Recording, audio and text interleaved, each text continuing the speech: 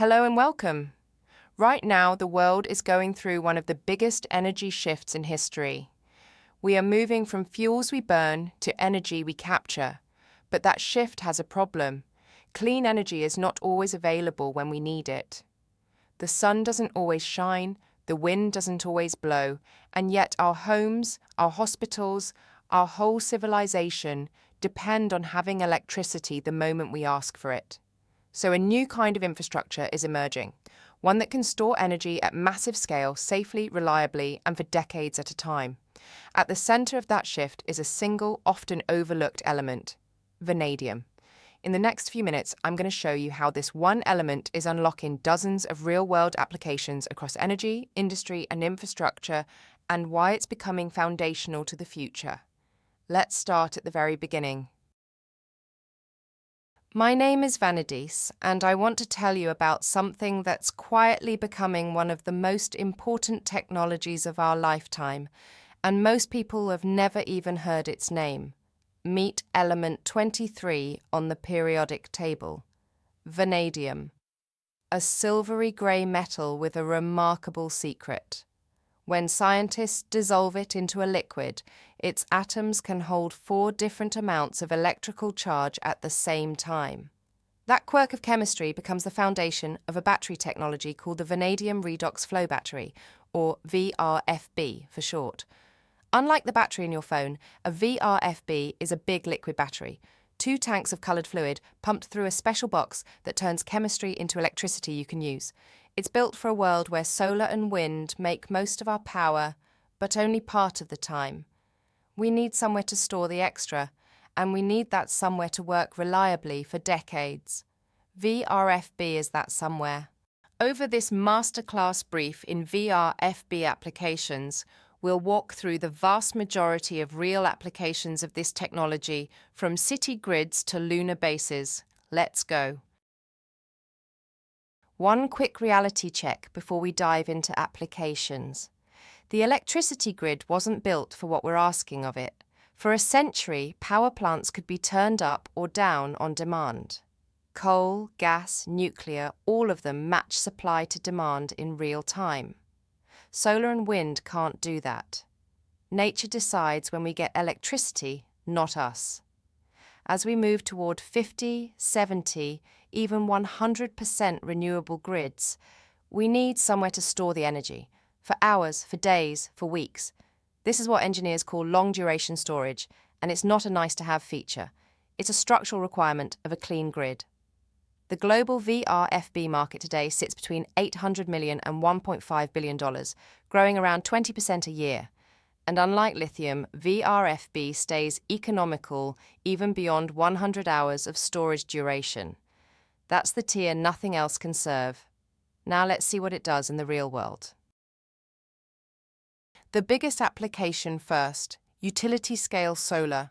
Solar farms produce their peak electricity around midday when the sun is highest. But most electricity demand peaks much later, when people come home, turn on lights, cook dinner, run air conditioning. That mismatch has a name. Engineers call it the duck curve, because when you draw it on a graph, it looks like a duck. Without storage, utilities fill the evening gap by firing up expensive natural gas peaker plants every single day. With VRFB sitting next to the solar farm, the battery soaks up the extra midday electricity, then discharges it steadily through the evening ramp. 6 to 10 hours of dispatchable afternoon power every day for 20 years with no capacity fade. The peaker plants can finally stay off. That's why solar firming is the foundational application for VRFB worldwide. Wind is harder than solar. Solar is predictable, the sun rises and sets. Wind is wild, gusting and dying without warning. Even the best weather forecasts miss actual wind output by 15 to 25%. Why does that matter? Because wind farms sell their electricity on promises, committing to deliver certain amounts at certain hours. When the wind underperforms, they pay penalties or sell at bad prices, Over a year, those mistakes add up to millions in lost revenue. Pair the wind farm with a VRFB and everything changes. When the wind overproduces, the battery absorbs the extra. When it underperforms, the battery fills the gap. What was chaotic becomes firm, schedulable capacity, just like a gas plant, but clean. 4 to 8 hours of duration is usually enough to bridge typical wind lulls. The wind farm can sign better long-term contracts, bid into premium markets, and borrow capital at lower rates. The whole economics improve. That's why wind developers are paying very close attention to long-duration storage. Now zoom in, from hours to seconds. Electricity on the grid flows at a precise frequency, 60 Hz in North America, 50 in Europe and Asia. That number has to stay almost exactly constant, or motors slow down, computers misbehave, and in the worst cases, whole sections of grid collapse. Frequency is kept steady by balancing generation against demand in real time. For a century, the giant spinning turbines in coal and gas plants provided this stability automatically through sheer rotational inertia. But as those plants retire and solar panels replace them, the grid loses that buffer. It gets wobblier. VRFB responds to grid frequency changes in milliseconds, faster than any rotating machine. When frequency drops, it pushes electricity in. When it rises, it pulls back. An invisible stabilizing hand cycling thousands of times a day. Most batteries can't handle that duty cycle. VRFB can, because its active material is a liquid that doesn't wear out. It cycles indefinitely.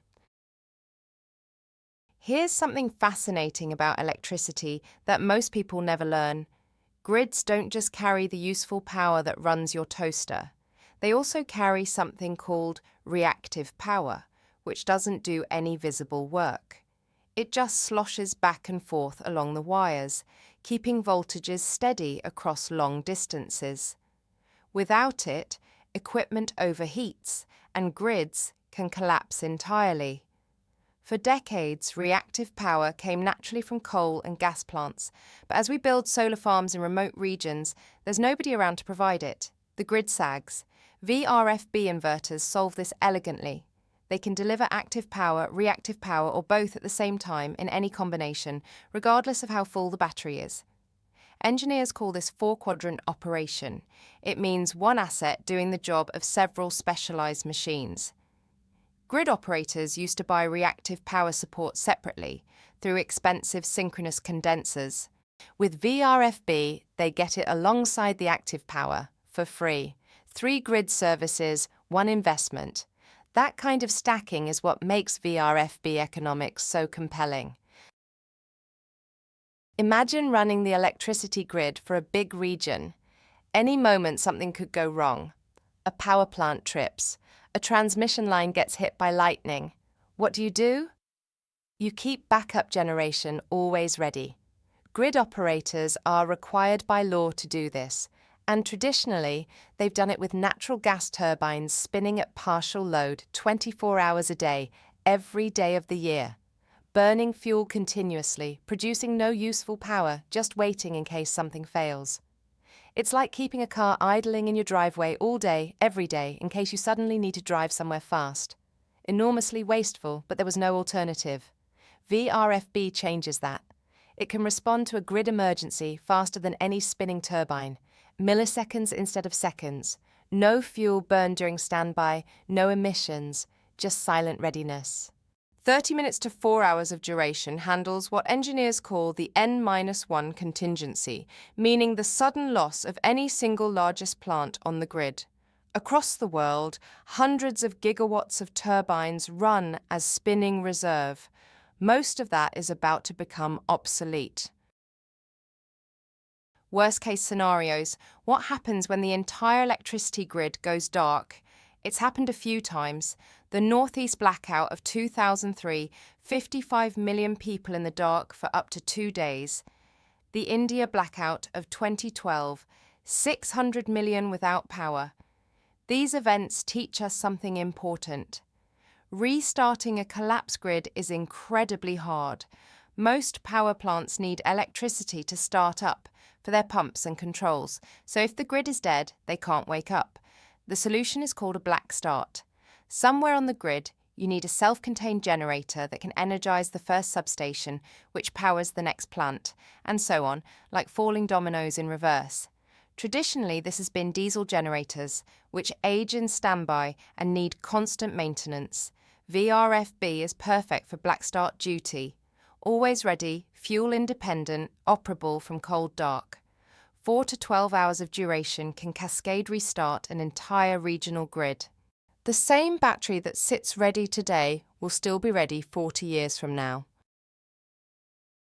Electricity prices change wildly throughout the day. At 3 a.m. when everyone's asleep, wholesale prices can drop to $20 per megawatt hour.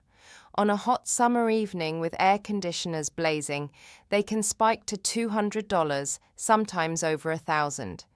These spreads aren't a market glitch.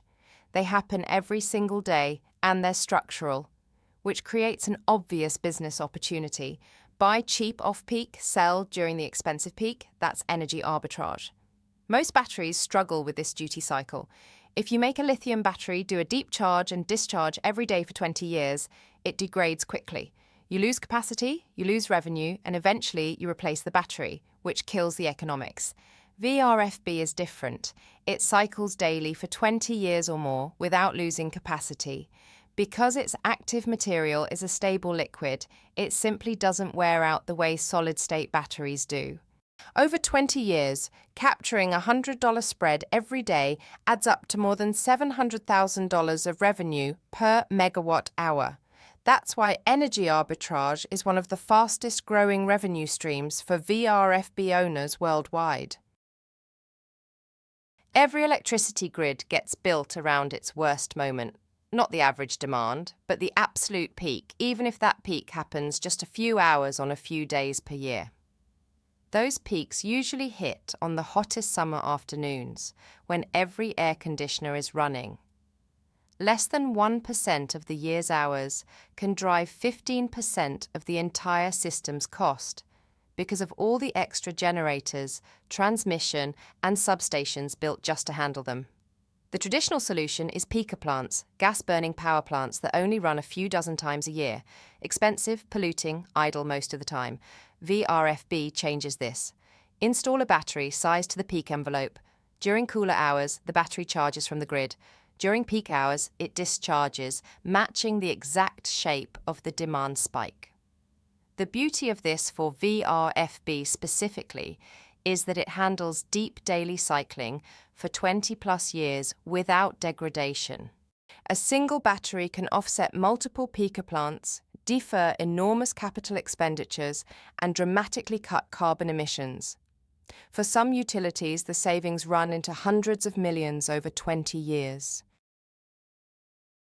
One of the most wasteful things happening on grids today is called curtailment. Imagine building a wind farm, years of permitting, millions of dollars invested, roads built, turbines installed. Finally, they're spinning. And then the grid operator tells you to stop because the transmission lines are full. You literally throw away the electricity you just built the infrastructure to produce. The scale of this in Europe today is staggering. In 2024, 7.2 billion euros of clean generation was lost across just 7 European countries. Total grid congestion management costs hit nearly 9 billion euros. 72 terawatt-hours were curtailed, roughly Austria's annual consumption. The United Kingdom alone wasted £1.47 billion paying wind farms to switch off while paying gas plants to switch on. The Nordic picture is even sharper. Northern Sweden has so much wind that wholesale prices went negative for 679 hours in 2024, almost a full month, while southern Sweden, Denmark, and continental Europe paid premium prices because the transmission lines between them were full. VRFB, co-located at the generation site, captures those curtailed hours, fills up during curtailment, releases when the grid can take it, a €9 billion a year opportunity every year growing. High-voltage transmission lines cost $1 to $3 million per mile. That's the cheap part. The expensive part is permitting. environmental reviews, right-of-way negotiations, legal challenges. A major transmission project today takes 7 to 12 years, sometimes longer. Meanwhile, demand keeps growing. Here's a powerful alternative. When a transmission line is constrained, meaning it can't handle peak demand for a few hours each day, instead of building a whole new line, you build a VRFB on the customer side. During off-peak hours, the battery charges. During peak hours, it discharges, keeping the flow through the line below its limit. The time comparison is stunning. A transmission line takes 12 years, a storage yard takes 18 months, 6 to 12 hours of duration matches typical congestion events. Regulators have started formally recognizing this approach, called a non-wires alternative. Utilities can rate-base the battery the way they rate-base a transmission line. Everyone wins. The customer gets reliable service, the utility earns regulated returns, the grid modernizes, and no new towers go up. Move down one level from the regional grid to your neighborhood. Same storage revolution, smaller scale. Most neighborhoods were wired decades ago, designed for a few kilowatts per home. Today, households are adding electric vehicles drawing 7 to 20 kilowatts, heat pumps adding 5 to 15 more, and all the other electrified appliances.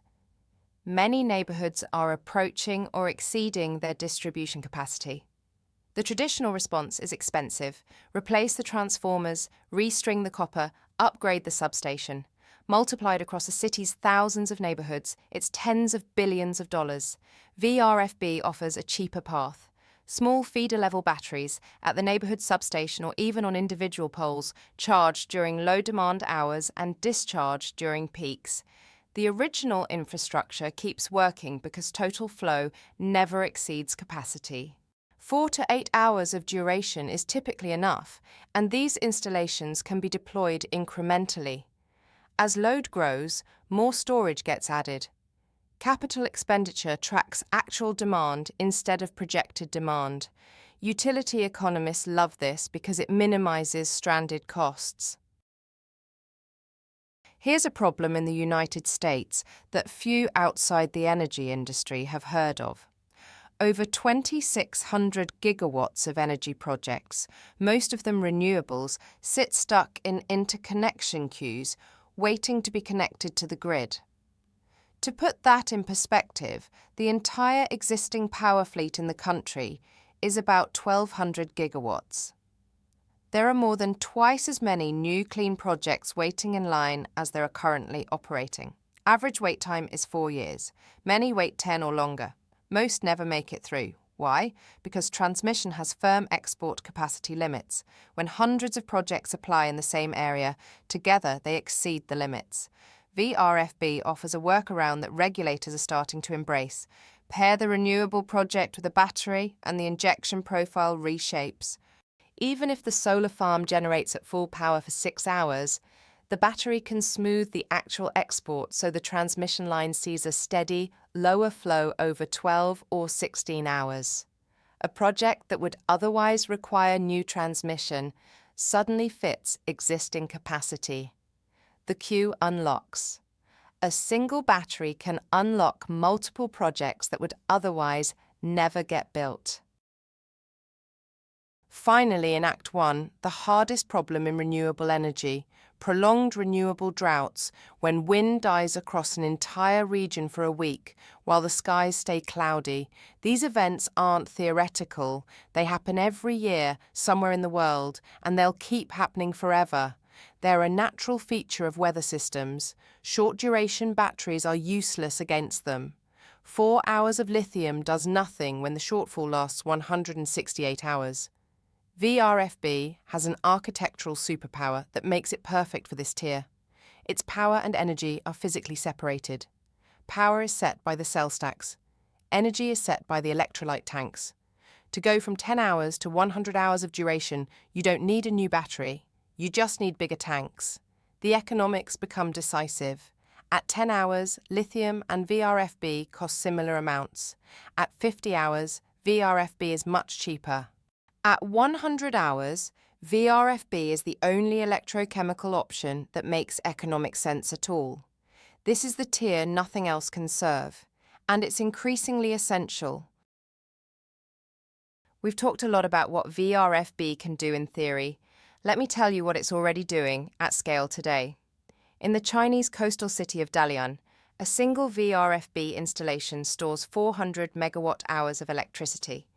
That's enough to power 200,000 residents for an entire day. It was built to do three things at once: peak shaving, filling the evening valley, renewable integration, absorbing surplus wind and solar, and black start capability, the ability to cold start the regional grid after a total blackout, which was successfully demonstrated in 2024. And that's just the beginning. The same Chinese developer, Rongke Power, has since built a 175 megawatt system in Xinjiang and a 200 megawatt, 1 gigawatt hour system that came online in Jimasar in late 2025. The world's first gigawatt hour flow battery. Their global fleet now exceeds 3.5 gigawatt hours of deployed capacity. This isn't pilot scale anymore. This is backbone infrastructure for a modernized grid. The template exists, it's operating, and it's being replicated. The question for every other country is no longer whether VRFB works at city scale, it's how fast they can catch up. Leaving the grid now, walking through heavy industry, starting with steel. Steel is the skeleton of modern civilization. Cars, buildings, bridges, trains. For most of history, it's been made by burning coal in blast furnaces. Steel making alone accounts for roughly 7% of global carbon emissions. The future of green steel is the electric arc furnace. Instead of burning coal, it melts scrap steel using giant electrodes drawing hundreds of megawatts of power in seconds, then dropping to zero when the heat is done. This is brutal on the grid. Utilities require massive contracted capacity for steel mills, meaning the mill pays for peak power even when it's idle. Install a VRFB behind the meter and it smooths those furnace cycles. The grid sees a stable average load. The mill reduces its contracted capacity by up to 50%, saving millions. And the steel mill environment is tough. Dust, heat, vibration. VRFB, with its aqueous, non-flammable chemistry, is right at home. Every green steel project built in the next decade will need long-duration storage behind the meter. If steel is power-hungry, aluminum is on another level. Aluminum is made by dumping alumina powder into pots the size of swimming pools filled with molten electrolyte at 1,000 degrees Celsius, then passing enormous electric current through. These pots run continuously for years. Here's the terrifying part. If electricity fails for more than about 4 hours, the molten electrolyte inside each pot solidifies. The damage is catastrophic. Plant-wide restart can take months. In extreme cases, an entire smelter gets written off. For this reason, aluminum smelters are the single most power-sensitive industrial customers in the world. They require absolute unwavering reliability. VRFB provides a dedicated long-duration backup specifically for this use case. 4 to 8 hours of storage at minimum, enough to cover the worst grid events while preserving molten bath integrity. The battery stays on standby, fully charged, for years at a time. The non-flammable aqueous chemistry is absolutely critical next to 1,000-degree molten metal.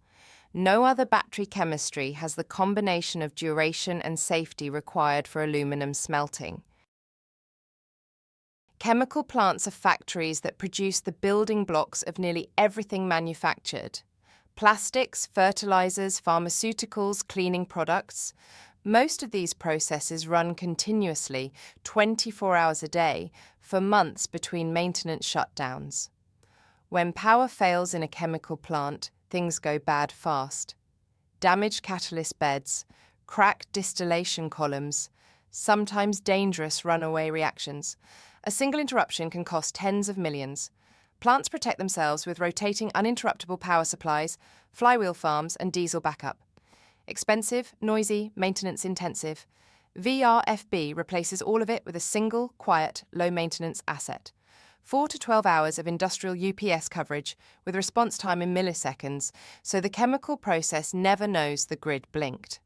The non-flammable aqueous chemistry matters enormously here. It can be installed indoors next to sensitive process equipment without elaborate fire protection. For plants already managing explosive atmospheres and hazmat procedures, the simpler safety story is genuinely attractive. As chemical manufacturers electrify and decarbonize, long-duration storage is becoming standard in new plant designs. Concrete is everywhere. Roads, buildings, bridges, dams. The modern world is literally built out of it. And cement manufacturing, which makes concrete possible, emits roughly 8% of global carbon dioxide.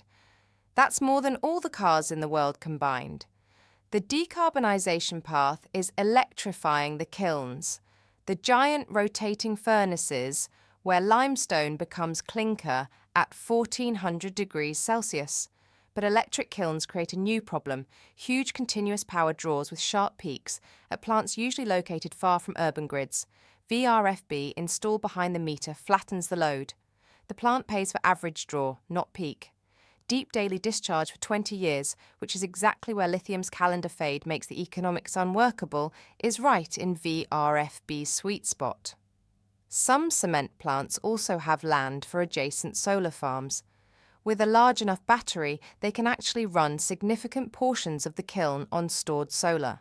Within a decade, hybrid cement plants running mostly on renewables plus storage will be the industry norm. Long-duration storage is what makes the electrification work economically. Here's a twist you might not expect.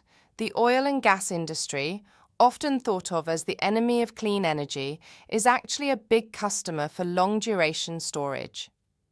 Under regulatory pressure, major oil companies have committed to reducing their Scope 1 emissions, the direct emissions from their own operations. A huge portion of those come from diesel generators powering remote drilling rigs, production facilities, and well pads. The response is to electrify, pairing solar or wind with battery storage. But these operating environments are harsh. Temperatures from -40 to +50 Celsius. Explosive atmospheres where lithium is often prohibited under hazardous area safety rules. VRFB is ideally suited. Non-flammable, non-explosive, thermally stable across the full operating range. It installs in hazardous zones with much simpler certification because there's no thermal runaway risk to mitigate. And it requires minimal maintenance, which matters enormously at remote sites. Oil and gas operators are now deploying VRFB at remote sites to pair with on-site renewables. Diesel gets relegated to emergency backup only. Scope 1 emissions drop, fuel logistics costs collapse, sites become more reliable. Mining is the most energy-intensive heavy industry on Earth, consuming about 4% of all the electricity used worldwide. And much of that electricity is used in ways that are brutally hard on the grid. Open-pit mines run electric haul trucks the size of small buildings. Underground mines hoist ore from depths of 1,000 meters, with motors exceeding 10 megawatts during each lift. Mill circuits pulverize rock in giant rotating drums. These loads are massive, spiky, and transient. VRFB does two things at once for mines. First, it smooths the transient peaks so the mine can connect to a smaller grid feeder. Second, it captures regenerative braking energy from haul trucks rolling downhill or hoists descending, energy that would otherwise be wasted as heat. Safety matters enormously underground. Lithium batteries, with their thermal runaway concerns, are heavily restricted or prohibited in deep galleries. VRFB, with its aqueous non-flammable chemistry, installs underground without these restrictions. As mining decarbonizes and electrifies, long-duration storage is becoming standard mine infrastructure. VRFB is going to capture a major share of this growing market. Roughly 2 billion people live in water-stressed regions. Desalination, the process of turning seawater into fresh water, is how many of those communities survive. The dominant technology is reverse osmosis, which pumps seawater at high pressure through special membranes. A single cubic meter of fresh water requires 3 to 5 kilowatt hours of electricity. A large plant serving a city of 1 million people can consume 100 megawatts continuously. Those high-pressure pumps want stable, constant electricity. When desalination is powered by renewables, solar variability directly translates to variability of water output, and fixed operating costs don't care about clouds. VRFB between the renewables and the plant smooths the generation, keeping pumps at optimal efficiency. 4 to 12 hours of duration covers overnight gaps and cloudy periods. The chemistry is a natural fit for marine environments. Salt spray and humidity are no problem for aqueous flow batteries. As coastal cities add desalination to cope with water scarcity, clean-powered long-duration storage will be at the centre of it. Now, hydrogen, which might be one of the most important words you'll hear in energy discussions for the next 20 years. When you burn hydrogen or react it in a fuel cell, the only byproduct is water. So if we can make hydrogen from clean electricity, we have a zero-emission fuel that can decarbonize the sectors where batteries alone can't reach. Airplanes, ships, steel, ammonia. We make hydrogen through water electrolysis, passing direct current through water to split it into hydrogen and oxygen. Here's the catch. Electrolyzer stacks want stable, constant DC. They don't like variable wind or solar. Thermal cycling shortens their life and drops their capacity factor. Without storage, green hydrogen projects struggle to achieve capacity factors above 35%. The electrolyzer sits idle 2/3 of the time, and the cost per kilogram of hydrogen becomes prohibitive. VRFB between the renewables and the electrolyzer delivers constant DC regardless of upstream variability. Capacity factor jumps from 35% to over 80%. That directly translates into a lower cost per kilogram of green hydrogen, which is what makes it competitive with fossil-derived hydrogen. Ammonia is a close cousin of hydrogen. You might know it from window cleaner, but it's far more important than that. Ammonia is the main ingredient in synthetic fertilizers. Without it, global agriculture could feed only about half the current human population. Almost all ammonia today is made from fossil fuels through the Haber-Bosch process. Green ammonia is the vision of making it from clean hydrogen instead. If this works at scale, we decarbonize global fertilizer production, which decarbonizes agriculture. Here's the challenge. The Haber-Bosch process hates interruptions. The iron catalyst and the reactor are very sensitive to thermal cycling. Once run in, the plant wants continuous operation day and night. When you try to run a green ammonia plant on intermittent renewables, it fails. You can't just turn off the reactor when the sun goes down. VRFB provides the buffer that makes green ammonia work. 12 to 48 hours of duration covers renewable gaps, and the reactor sees stable electricity.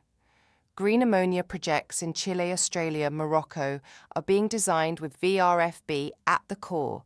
Without the battery, these projects don't work economically. With it, they do. Let's close the industrial tour with one of the oldest industrial sectors, pulp and paper. Paper is still everywhere, even in the so-called paperless age. Books, packaging, toilet paper, cardboard. Global paper production is over 400 million tons a year. Modern paper mills are industrial marvels. A typical machine can be 100 meters long, running at 1,000 meters per minute, which is about 60 kilometers per hour. Think about that. Paper rolling out faster than a car drives on a highway. Any interruption is hugely expensive. Paper breaks, pulp spoils, recovery boilers can reach dangerous states. Pulp and paper is a 24-hour business with razor-thin margins. Mills are typically located in forested regions, far from urban grids. Many already operate on-site biomass, combined heat and power. VRFB fits this environment naturally. It shaves tariff peaks to cut monthly utility bills, provides emergency ride-through to allow safe, controlled shutdowns instead of crashes, and pairs beautifully with the biomass cogeneration already on site. Humidity, dust, and vibration don't bother flow batteries. Paper companies are increasingly piloting VRFB installations, and the pattern is spreading across the industry. Leaving the industrial world now, visiting places where the electricity grid doesn't reach, or reaches only weakly. Islands first. Islands everywhere face the same brutal math. Electricity costs 30 to 80 cents per kilowatt hour, sometimes over $1, compared to 5 to 10 cents on the mainland. Why? Because islands burn imported diesel, which has to be shipped across the ocean and combusted in local plants. Islands have two things in abundance: sunshine and wind. But until now, they've still needed diesel at night and during calm periods, because there was no way to store the daytime solar or wind. VRFB closes the loop. A battery large enough to carry the full nightly load on solar alone is perfectly feasible with 8 to 24 hours of duration. The diesel generators stay off or serve only for emergencies. VRFB is also salt spray tolerant, so marine environments aren't a problem. Installations can operate for decades in coastal settings. Across the Caribbean, the Pacific, the Indian Ocean, island microgrids are increasingly including VRFB as their core storage. A meaningful improvement in quality of life for millions of people. From islands to remote mines, different settings, surprisingly similar energy challenges. A large remote gold or copper mine can burn 40 to 50 million litres of diesel a year. All of it has to be shipped in by cargo plane, winter ice roads, or seasonal river barges. Diesel represents 30 to 50% of operating costs, and investors are demanding Scope 1 emissions reductions. Remote mining regions often have excellent solar and wind resources. The mines have large disturbed areas available for solar panels. With VRFB and renewables, base load runs continuously. Diesel stays around only for emergencies. 12 to 48 hours of duration covers typical renewable shortfalls. The transformation is dramatic. Logistics tonnage drops by an order of magnitude, carbon emissions collapse, fuel price exposure disappears. Several major mining companies have committed to net zero mining. These commitments are only achievable through remote site electrification at scale, which requires long-duration storage. VRFB, with its industrial ruggedness and cold weather capabilities, is one of the key technologies that will make net zero mining possible. Now let's head far north, to some of the coldest places on Earth. Over 200 remote communities in Canada alone rely entirely on subsidized diesel for electricity. These are Indigenous communities, small towns, research stations, most of them above the 60th parallel. Diesel there is unreliable, expensive, and polluting. Sea lifts deliver fuel only in summer, meaning every community stores a full year of diesel in giant tank farms that pose spill risks to fragile ecosystems. Without subsidies, electricity would cost $1 to $2 per kilowatt hour. VRFB cold climate variants operate reliably at -40 Celsius in heated enclosures. Combined with local wind and available solar, they provide 24 to 72 hours of autonomy, enough to ride through polar nights and Arctic storms. Beyond the emissions reduction, there's an economic sovereignty dimension. These communities stop being hostages to diesel markets and seasonal fuel shipping. They generate their own power, own their own infrastructure, and build economic activity around reliable, affordable electricity. A profound shift for communities that have faced energy poverty for generations. Military forward operating bases have a brutal energy logistics problem. Fuel convoys resupplying remote bases account for a significant share of casualties in active theatres. Every gallon delivered to the front represents miles of exposed supply chain. Generator noise gives away base locations. Thermal signatures from exhaust stacks attract heat-seeking weapons. Defense agencies worldwide are aggressively investing in energy storage that can provide long-duration power with low acoustic, thermal, and fire signatures. VRFB checks all the boxes: silent during discharge, no rotating parts, minimal thermal signature because there's no hot exhaust. Non-flammable electrolyte means it can install safely in hardened shelters or even ammunition magazines, where lithium is prohibited. 12 to 72 hours of silent watch operation dramatically reduces the need for fuel convoys. Bases become more self-sufficient, more secure, and harder to attack. In extended operations, fewer casualties, lower logistics costs, greater operational flexibility. Defense-driven technology development often flows out into civilian applications. VRFB benefits from this dynamic. Climate change is making natural disasters more frequent and more severe. Hurricanes, wildfires, ice storms, heat domes. When these events strike, communities lose power, sometimes for hours, sometimes for weeks. People don't just suffer inconvenience, people die. Medical equipment fails, elderly people freeze or overheat. Water treatment plants fail and illnesses spread. Traffic signals go dark. The cascading harms are long and tragic. Modern resilience strategy takes this seriously. One core concept is the anchor site, a building that stays powered during outages and serves as a lifeline. Schools, fire halls, community centres, any natural gathering point where essential services can continue. Pair local solar with a VRFB sized for 48 to 120 hours of autonomy. That's 2 to 5 days of full operation without the grid. VRFB is ideally suited here. Low maintenance for rural unattended operation. Long life so the asset is ready decades after installation. Safe chemistry for public access buildings. One battery, many disasters survived for decades, saving lives each time. Now, one of the most exciting and scalable applications of all, and it solves two enormous challenges with the same piece of hardware. Nearly 1 billion people live without reliable electricity. That's 1 in 8 humans on Earth. And whenever major disasters strike, entire regions lose power for days or weeks. The traditional response, flying in diesel generators, costs enormous sums and leaves a large carbon footprint. A much better model is emerging.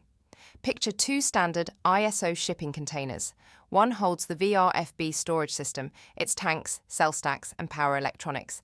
The other holds fold-out solar canopies, inverters, controls, and a satellite uplink. Everything is pre-integrated at the factory. Military-grade housing. Some versions can be para-dropped from cargo aircraft. Deployment takes under a day. Connect the containers, unfold the solar, switch it on. 24 to 72 hours of autonomous operation before any sun is needed. One product serves 2 markets: permanent village electrification where the grid may never arrive, and rapid disaster response. Same hardware, same supply chain, 2 of humanity's biggest challenges addressed. Let me tell you about something that rarely makes the news, but shapes the lives of billions of people: energy poverty. 770 million people have no access to electricity at all. Another 2.3 billion live with supplies so unreliable that it shapes every decision they make. Food spoils, medicines lose potency, children study by kerosene lamp. Entire village economies never form because the basic precondition of modern economic life, reliable electricity, simply isn't there. The solution is now within reach: a pre-configured package of solar panels, a small wind turbine, and a VRFB sized for village load. The whole system ships on a few pallets. A crew can install it in under a week. 24 to 72 hours of autonomy covers nights and overcast days. No diesel, no fuel supply chain, no imported parts for decades. What does electricity do for a village that's never had it? Refrigeration saves vaccines. Clean water flows from electric pumps. Kids study by LED after dark. Small businesses form: a welder, a grain mill, a cold chain. A green economy takes root. VRFB's 25-year life means the investment compounds across a generation. Ending energy poverty is no longer a dream. It's an engineering problem with a shipping manifest. Indigenous communities around the world often live on resource-rich lands while facing chronic energy poverty. Big energy companies extract the resources, while the communities pay some of the highest electricity prices in their countries, usually diesel-generated. A new model is emerging: Indigenous-owned renewable energy paired with community-owned long-duration storage, built and operated by the community itself. This isn't charity, it's economic sovereignty. VRFB fits this model well. Scalable to any community size, operable by local technicians after a few weeks of training. Long-lived, so the investment pays off across generations. Benefits ripple through the community. Jobs stay local. Revenue stays local. Electricity costs drop. Economic activities that were blocked by expensive, unreliable power like cold chain logistics, small manufacturing, food processing become viable. Several Indigenous communities across Canada and the United States are already piloting this model, with VRFB at the core. As the pattern spreads, it's one of the meaningful stories of how the clean energy transition can deliver justice alongside environmental benefit. Farms everywhere, especially remote ones, run on diesel. Irrigation pumps, cold storage, processing equipment, grain dryers. Diesel is expensive, requires fuel deliveries, produces emissions that affect produce quality. Organic certifications increasingly penalize diesel use. VRFB combined with solar handles the full agricultural operation. 10 to 24 hours of duration covers irrigation cycles, nightly cold rooms, and morning processing peaks.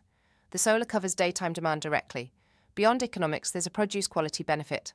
Consistent cold storage, consistent processing power, consistent irrigation all improve yield and quality. VRFB's low maintenance profile fits rural operations that don't have on-site electrical technicians. The system works for years with only periodic check-ins, very different from the constant attention diesel generators require. For developing world agriculture, this is transformative. Cooperative VRFB installations shared across small farms can deliver reliable power no individual farmer could afford, supporting higher value crops and keeping more processing activity in local economies. As global food systems face the pressures of climate change and population growth, electrifying agriculture with long-duration storage will be a significant part of the solution. Ships at berth burn enormous amounts of fuel just keeping lights, refrigeration, and hotel services running. This hoteling load is a leading source of air pollution in port cities.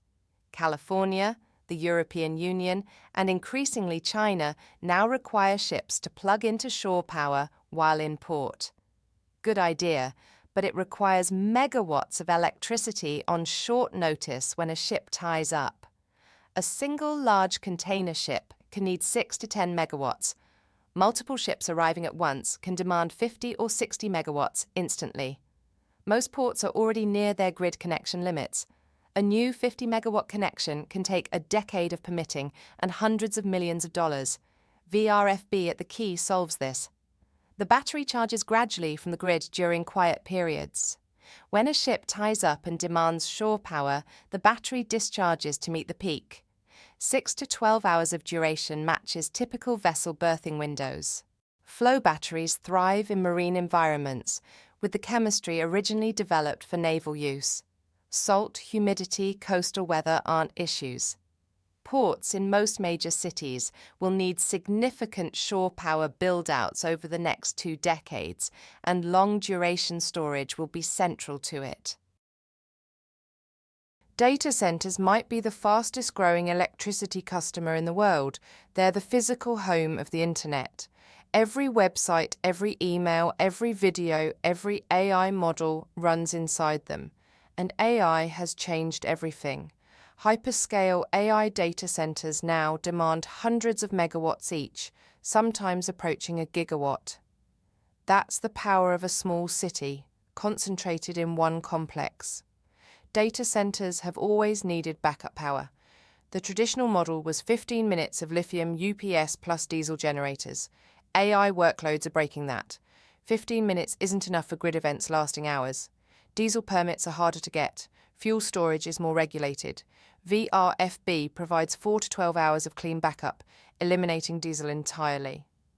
Zero thermal runaway risk, near billions of dollars of compute hardware. Minimal maintenance. And during normal operation, the same battery can earn revenue through grid services or demand management. One asset, multiple value streams, 20-plus year life. Several major cloud and AI companies are already deploying long-duration flow batteries. As the AI build-out continues, VRFB will be standard hyperscale infrastructure. Hospitals have one of the most demanding reliability requirements of any facility. When the lights go out, people die. It really is that direct. Hospital power needs span two very different reliability timescales. Instantaneous backup for life safety systems, meaning operating rooms, ventilators, intensive care, which cannot tolerate a single second of interruption. And multi-hour backup for the whole facility during prolonged outages, traditionally provided by diesel generators with large fuel tanks. Both backup layers have issues. Lithium UPS batteries need replacement every 5 to 7 years. Diesel requires constant fuel management, regular testing, air quality permits. VRFB can serve both roles from one asset. Response time in milliseconds for seamless transition during grid disturbances, 8 to 48 hours of sustained backup. The non-toxic, non-flammable chemistry approves for indoor installation near occupied patient spaces. Hospitals can recover valuable building space previously allocated to diesel fuel tanks. Hospital executives increasingly recognize the operational simplification VRFB offers. Over the coming decade, long-duration flow batteries will become standard in hospital design. Electric vehicle fast charging is about to become one of the biggest grid challenges of the decade. A modern DC fast charger delivers 350 kilowatts to a single vehicle. That's 175 times what a typical home circuit provides, all for one car. A highway charging plaza with 16 or 32 chargers can demand multiple megawatts from a rural exit where the grid wasn't designed for it. Upgrading the grid costs millions per site and takes years. VRFB offers a workaround. Install a battery size for the peak demand. The grid connection stays small, maybe 50 kilowatts. The grid trickle charges the battery during slow periods. When vehicles arrive and demand fast charging, the battery discharges to meet the peak. VRFB handles this cycling pattern for 20-plus years without degradation. Every car triggers a partial discharge. Charging plazas cycle the battery multiple times a day. Lithium can't sustain this duty economically. VRFB thrives on it. Millions of dollars of avoided grid infrastructure multiplied across tens of thousands of charging locations adds up to one of the largest applications of long-duration storage. Airports are tiny cities with their own specialized energy challenges. Jet bridges, ground support equipment, terminal HVAC, and increasingly, airside electric vehicles for baggage, maintenance, and shuttles. Loads peak during aircraft turnarounds, when multiple planes are being serviced simultaneously. Those peaks drive up electricity costs through demand charges and sometimes exceed what the airport's electrical infrastructure can deliver. VRFB installed airside handles these turnaround peaks elegantly. The battery charges overnight when activity is low. During the day, it discharges to meet the peaks. The utility sees a flatter load. Demand charges drop dramatically. The existing infrastructure can support more aircraft activity without upgrades. Airport fire and hazmat regulations are unusually strict because fuel is always nearby. VRFB's non-flammable aqueous chemistry sidesteps these issues. No fire protection infrastructure, no hazmat concerns. Airports also typically have excellent solar resources. Combining solar with VRFB lets airports move toward carbon-neutral operations, which many have committed to. As aviation continues electrifying ground operations, airport-scale VRFB will become standard infrastructure. Electric rail has a fascinating power profile that makes it perfect for VRFB. Trains demand enormous power during acceleration, sometimes 10 megawatts or more per train. Then during braking, electric motors run in reverse and generate electricity, just like regenerative braking in your electric car, but massively scaled up. The problem is that recovered braking energy often has nowhere to go. Many rail systems just dissipate it as heat in resistor banks, because if there's nowhere for the energy to flow, wasting it is the only safe option. Meanwhile, substations supplying the rail are oversized for acceleration peaks that happen only moments per day.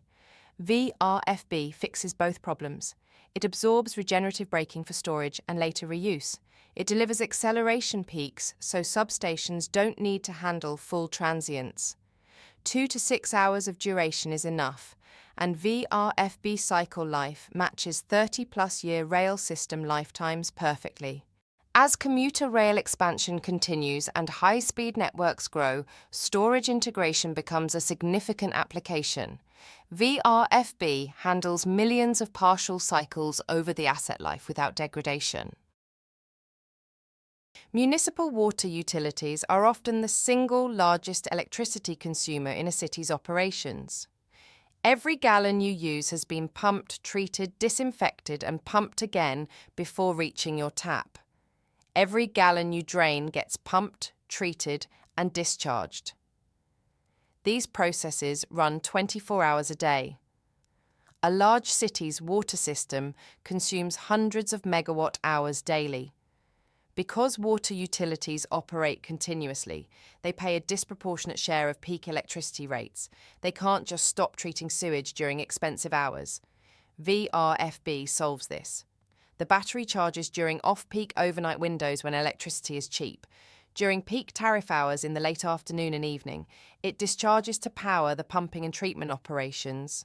The utility appears to use less electricity during expensive hours. Costs drop without any reduction in service. 6 to 12 hours of duration is typical. There's also a lovely synergy here. Water utility technicians already handle fluid systems, pumps, tanks, valves. VRFB is fundamentally a fluid system. The skills transfer easily. This sector is one of the higher volume markets for flow batteries in urban infrastructure. Lift stations are rarely discussed, but they're critical distributed infrastructure. A lift station pumps sewage uphill from low points in a neighborhood through a pressurized pipe to the next section of gravity sewer. Every city has them. Small towns might have a handful. Large cities can have hundreds, usually hidden in innocuous concrete structures. When power fails at a lift station, sewage backs up into basements, into streets, into rivers and lakes.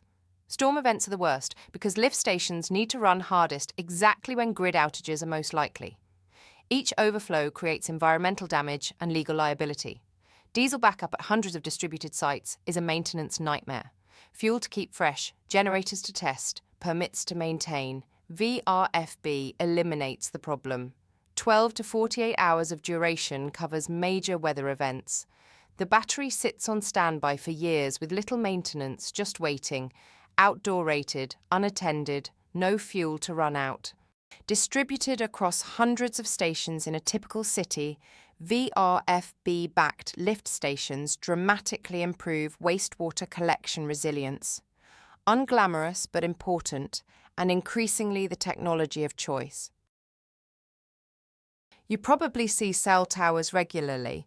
What you might not know is each one is a small facility, with equipment sheds at the base housing radios, computers, and critically, backup batteries. When the power goes out, the cellular network still has to work. The same pattern repeats across the whole telecom industry. Fiber aggregation points, central office exchanges, submarine cable landing stations, satellite uplinks. The United States alone has over 400,000 cell towers. Globally, over 1 million telecom sites need backup power. Traditional approach is flooded lead-acid batteries plus diesel generators. Lead-acid needs replacement every 3 to 5 years. Diesel requires regular fuel, engine service, emissions compliance. Across a global fleet, the operational burden is immense. VRFB replaces both with a single 20-year asset, requiring near-zero field maintenance. 8 to 24 hours of duration covers remote sites without diesel at all. Carrier capital models love this. The upfront cost is higher, but over 20 years, total cost of ownership drops dramatically. The telecom industry is conservative about new tech, but VRFB has been moving through validation and commercial deployments are accelerating. Climate change is forcing cities to plan differently for resilience. Traditional emergency planning assumed the grid would stay up. Modern planners assume multi-day failures are possible and plan accordingly. One core concept is the resilience campus, a cluster of essential city functions that can continue during extended grid failures. City Hall plus Emergency Operations Center plus police and fire plus community shelters. Sometimes emergency housing or medical staging areas. These campuses need 48 to 120 hours of autonomous operation. 2 to 5 days of full functioning without the grid, enough time for most realistic scenarios. VRFB is ideally suited. Safe for densely populated urban cores, no elaborate fire protection infrastructure, long-lived so the asset is ready decades after installation, because the disaster might not happen for 20 years. Scalable to entire campus loads, not just single buildings. And flexible, providing day-to-day grid services during normal operation, then pivoting to emergency backup when needed. As cities globally treat climate resilience as core responsibility, long-duration storage is moving from optional to essential. VRFB will anchor many of these resilience campuses. Commercial customers pay a very different kind of electricity bill than households. Residential customers pay a simple price per kilowatt hour. Commercial customers pay something called a demand charge. It bills the building based on its single highest 15-minute power draw during the month. A single spike caused by air conditioning ramping up on a hot afternoon while the kitchen is running lunch service can determine the entire month's bill. In many markets, demand charges exceed 40% of total electricity costs. VRFB addresses this. Install a battery in the basement. When demand starts approaching the monthly peak threshold, the battery discharges to hold the visible demand below the trigger level. The building operates normally. The utility sees a flat demand profile. This is deep daily cycling for decades, where lithium fails economically. VRFB handles it for 20+ years without capacity loss.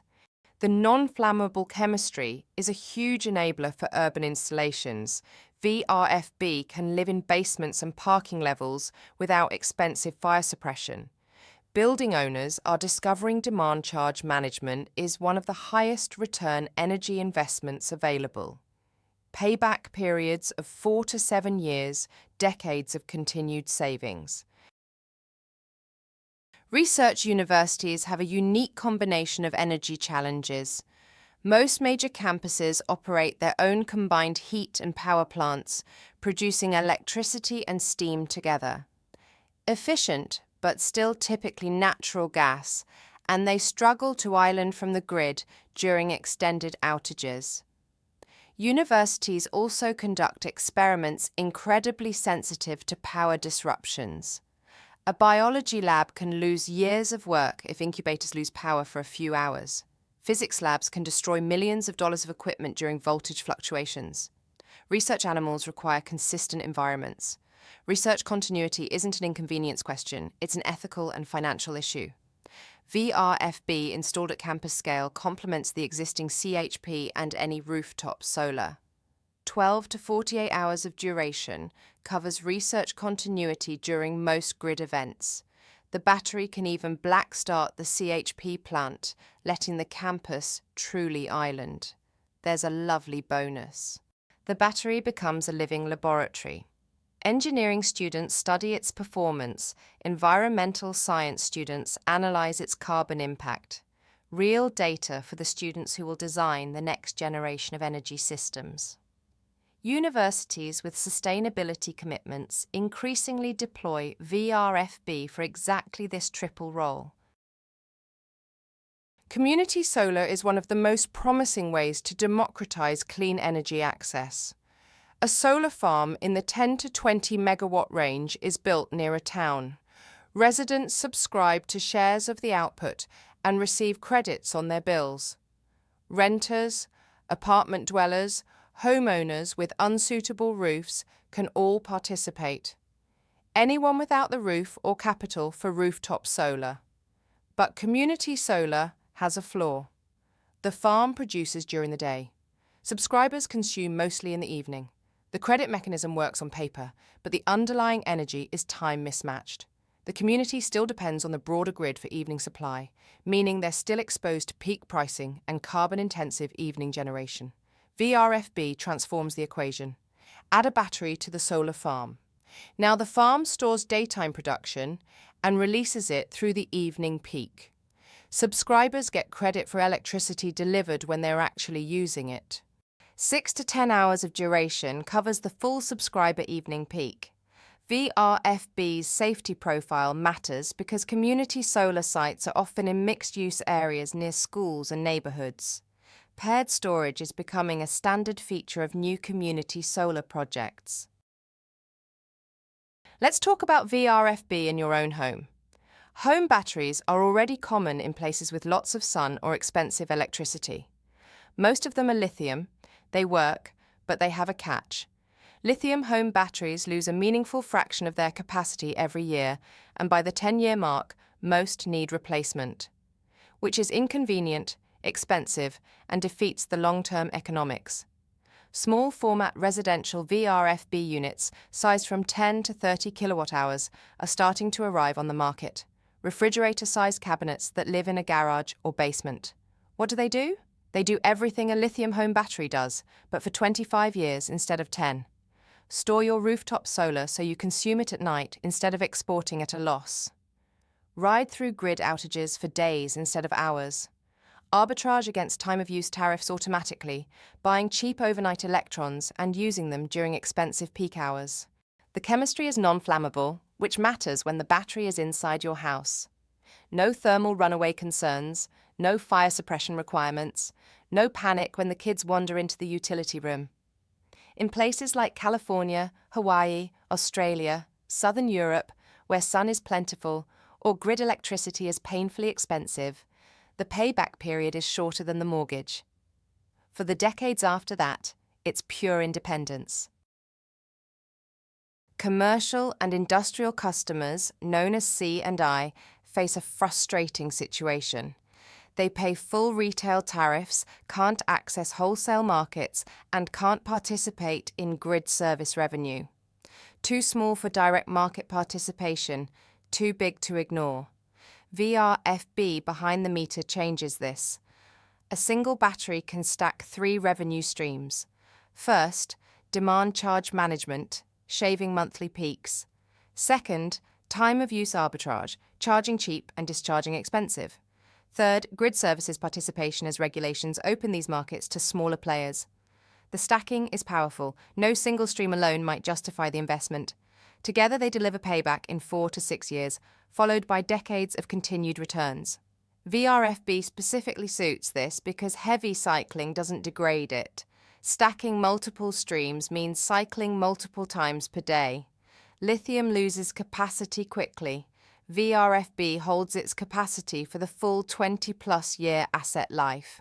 The 20-plus year lifespan matches industrial capital planning horizons.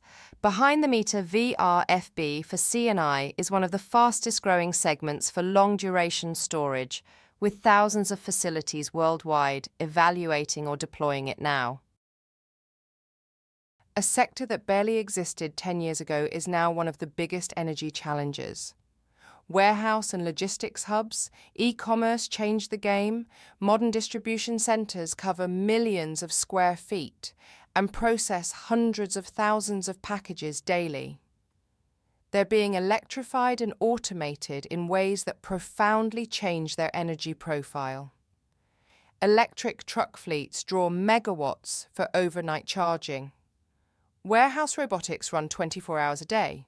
Cold chain facilities add constant refrigeration load. A single large logistics facility can easily demand 5 to 10 megawatts with sharp daily peaks. These loads are arriving faster than grid infrastructure can be upgraded. VRFB buffers fleet charging and robotics against the grid connection limit. 6 to 12 hours of duration covers overnight fleet charging and daytime operational peaks. The high daily cycling volume is exactly where VRFB thrives. Logistics companies face intense decarbonisation pressure. Consumer demands for sustainability rising. Net zero commitments require real operational changes. Long-duration storage with on-site solar is often central to meeting those goals. Warehouses that were once just storage buildings are becoming sophisticated energy systems. Now the emerging and future applications, starting with the virtual power plant or VPP. Imagine thousands of batteries scattered across a region. Some in homes, some at businesses, some at substations, all separate physical assets owned by different parties. Now add a software layer that coordinates them, treating them as a single grid asset. When the grid needs power, the software signals thousands of batteries to discharge together. That's a VPP. VPPs are real and growing. Some regions have coordinated capacity totaling hundreds of megawatts. But here's the catch. For the economics to work, individual batteries must perform consistently over years. Lithium batteries in an aggregated fleet degrade at different rates depending on their duty cycles. The aggregated performance becomes unpredictable. Revenue projections get shaky. VRFB fleets solve this. Every battery in the fleet behaves the same way in year 1, year 10, year 20. Aggregated performance is completely predictable. The fleet can be treated as firm capacity. As electricity markets open up to aggregated distributed resources, VPPs become a major pillar of grid operation, and VRFB provides the reliable backbone. Here's a financial innovation that's going to accelerate VRFB deployment worldwide. The upfront cost of a VRFB system is high because vanadium itself is expensive. This is a real obstacle to adoption. Small utilities, remote communities, island nations, many customers who'd benefit can't afford the capital expenditure even when the 20-year economics strongly favour VRFB. But unlike lithium, vanadium electrolyte doesn't degrade. The atoms just shuffle between charge states indefinitely. At the end of a battery's life, the electrolyte is still fully functional. It can be recovered and redeployed in a new system. This makes vanadium unique, durable, recyclable, essentially perpetual as a material, and perfectly suited to leasing models. An energy-as-a-service provider purchases the electrolyte and equipment, then leases the system to customers on 10 to 30-year contracts. The customer pays a monthly fee, like leasing a car. The provider handles ownership and maintenance. At contract end, the electrolyte holds its value and can be redeployed. This unlocks deployment for customers who could never afford the upfront cost. The finance industry, aligning with the vanadium industry, is one of the most important structural shifts happening right now. Now the idea that gives VanadiumBank its name. This is the big thesis. For the last 100+ years, humanity has moved oil and gas across the world through pipelines. Enormous quantities of energy moved efficiently from where resources are extracted to where they're needed. Electricity, by contrast, moves only through wires. Long-distance, high-voltage direct current transmission costs billions per line and takes 7 to 15 years to permit. Here's the idea that changes everything. What if we moved electricity as a liquid through pipelines the way we've moved oil for a century? It starts with density. Commercial vanadium electrolyte today operates around 2 molar concentration. Research-scale mixed acid formulations are pushing toward 3 molar, 50% more energy in the same volume, and the logistics math changes. Picture a port with a dedicated electrolyte terminal. Tankers pump charged electrolyte in, carrying stored renewable energy from sunny or windy regions far away. Spent electrolyte pumps out, ready to ship back for recharging. Short sea ferries and harbour craft can run on it directly. Trains swap containerized electrolyte modules at rail yards, and pipelines carry charged fluid between renewable basins. Vanadium becomes flowing tradable infrastructure, not inventory. That's the thesis. One step further on the logistics concept. Even at 3 molar density, liquid electrolyte is heavy, 40 to 50 tons per megawatt hour. That works for pipelines, ships, rail cars, but not for trucks, air freight, or remote delivery where weight is everything. The breakthrough is solid electrolyte. Through controlled crystallization, the vanadium sulfates and the sulfuric acid carrier are turned together into hard, dense, non-dusting pellets, about 60% lighter than the equivalent liquid because all the water is gone. Here's the elegant part. On site, you just add pure water. No additional acid, no hazardous chemical handling. The sulfuric acid is already balanced within the crystal structure. Reconstitution takes about 10 minutes with standard mixing equipment, yielding immediate battery-grade electrolyte. The solid form also classifies as a far less hazardous dangerous good than liquid acid electrolyte, which simplifies transport globally. A VRFB system can now be shipped anywhere a cargo container, flatbed truck, or freight aircraft can reach. Remote mines, tropical islands, disaster zones, military bases, lunar outposts all become viable destinations. Vanadium electrolyte becomes a drop-shipped commodity. Manufacturing anywhere, shipping anywhere, deployment anywhere. Finally, a vision that ties together everything we've covered. Picture the gas station on your corner, underground tanks of fuel, a canopy, some pumps, a convenience store. Now picture its future. The underground tanks no longer hold gasoline. They hold vanadium electrolyte. The canopy is covered in solar panels. The pumps have been replaced by fast chargers for electric vehicles. And the whole site is doing something the old gas station never could. It's anchoring the neighborhood grid. The same electrolyte that charges cars is wired into the surrounding homes. During the day, rooftop solar from hundreds of houses feeds into the station's tanks. In the evening, the station discharges back to the homes. Demand peaks get shaved, renewable energy integrates directly, and blackouts become rare because the microgrid can island and keep running. Homeowners become prosumers. They don't just consume electricity, they produce it, store it at the station, and sell it automatically when prices are high. Revenue flows back into the community instead of out to a distant utility. There are 150,000 gas stations in the United States. Every single one is a candidate. Existing real estate, existing grid connection, existing customer habit. Just swap the fluid. That's the long-run vanadium thesis.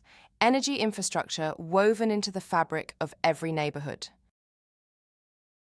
Something that seems obvious once you hear it, but took the industry a while to embrace. The future of grid storage isn't lithium versus vanadium, it's lithium and vanadium together. Lithium is fast, energy-dense, perfect for short-duration, high-power applications. Frequency regulation, sub-second response, rapid ramping, but it degrades under heavy cycling and struggles at long durations. VRFB is steady, long-lived, perfect for long-duration applications, multi-hour shifting, multi-day resilience, but it's slow on sub-second timescales and has lower energy density. These aren't competitors, they're complements. Hybrid systems combine both on a shared direct current bus. Smart controllers route energy to whichever chemistry fits each moment. The result is the lowest cost storage portfolio across the full dispatch envelope. Fast frequency from lithium, long duration energy from VRFB, everything in between handled by the combination. Hybrid architectures also extend lithium life by shifting heavy cycling to VRFB. Major storage projects today are hybrid by default, and this pattern will be the standard for grid-scale storage over the next decade. Lithium and vanadium, working together, delivering what neither could deliver alone. Carbon capture technologies are going to play a major role in limiting climate change.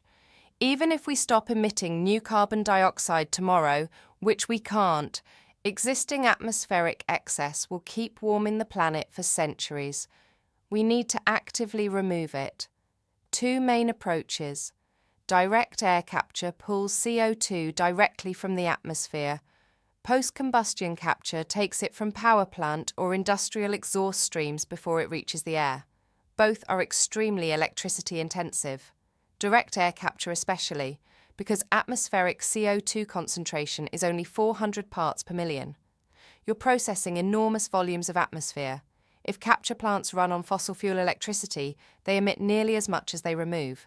So they must run on clean electricity, but they also want to run continuously because starting and stopping is inefficient and damages equipment. Running a continuous plant on intermittent renewables is the mismatch VRFB is built to solve. 24 to 100 plus hours of duration covers almost any weather pattern. The capture plant operates continuously, powered by renewables smoothed through long-duration storage.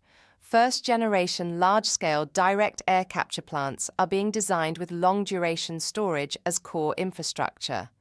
VRFB is enabling one of the most important technology missions of our century. Finally, we look to space, and this is actually where flow batteries started. In the 1970s, NASA's Lewis Research Center developed the first redox flow battery, specifically for space applications. 50 years later, the idea is coming full circle. NASA, the European Space Agency, China, and private companies are actively planning permanent installations on the Moon. The biggest energy challenge is the lunar night, which lasts 14 Earth days. Solar is simply unavailable during that time. A lunar habitat needs massive stored energy to get through it. Lithium is poorly suited because every kilogram launched to the Moon costs tens of thousands of dollars. Launching thousands of tons of batteries is prohibitive. VRFB has an architectural advantage. Power is set by cell stacks, energy by electrolyte tanks, scaled independently. And thanks to the dry pellet logistics we just discussed, the electrolyte ships in compact, lightweight form. On the Moon, combine the pellets with water harvested from ice in permanently shadowed polar craters. No additional acid required. Everything needed to make battery-grade electrolyte comes from what you can land and what's already there. 300 plus hours of autonomy becomes achievable. With appropriate thermal management, VRFB handles the extreme lunar environment. The chemistry that makes permanent off-world human presence energetically plausible, returning to the mission it was originally invented for. We've covered a lot of ground. Let's step back and see the full picture. 4 fundamental reasons VRFB keeps winning across these applications. First, duration. The unique architecture separates power from energy. Double the tank, double the duration at marginal cost. No other electrochemical technology can claim this.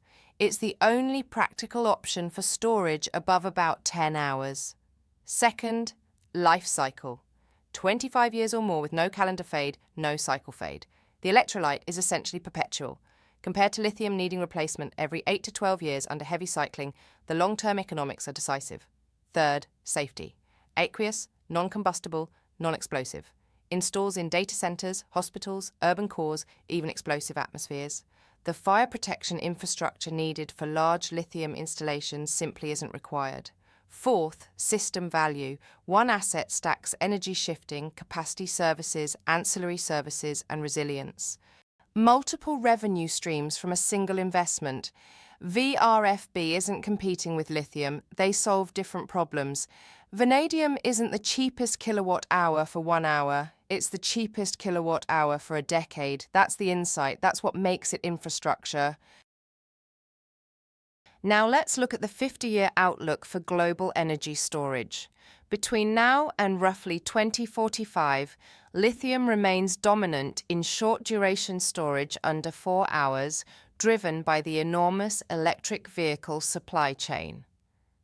VRFB grows rapidly, but from a smaller base, establishing itself in specific niches where its advantages are decisive. From 2040 to 2060, grids reach saturation at the 4-hour tier. Every additional hour of duration becomes harder to justify with lithium. VRFB takes over the long-duration tier, the 4 to 100-hour range where its economics are structurally superior. Hybrid lithium plus VRFB becomes the standard. From 2060 onward, hybrid portfolios dominate every major market. And vanadium electrolyte itself becomes a traded commodity, not just a battery material. An infrastructure asset moving between basins, stored for seasons, bought and sold on commodity exchanges. Global installed storage rises from under half a terawatt-hour today to roughly 34 terawatt-hours by 2075. Nearly 70-fold growth. More than half of it will be flow chemistry led by VRFB. This isn't niche technology waiting for its moment. It's becoming one of the defining infrastructure elements of the 21st century. That's the horizon. That's why VanadiumBank exists. Vanadium is energy infrastructure, not a product, not a passing technology trend, not a chemistry experiment. Infrastructure built to last, built to matter, built to scale across every major sector of the global economy. Thank you for joining us on this journey. VanadiumBank, the energy storage intelligence platform. Reach us anytime at info@vanadiumbank.com. See you next time.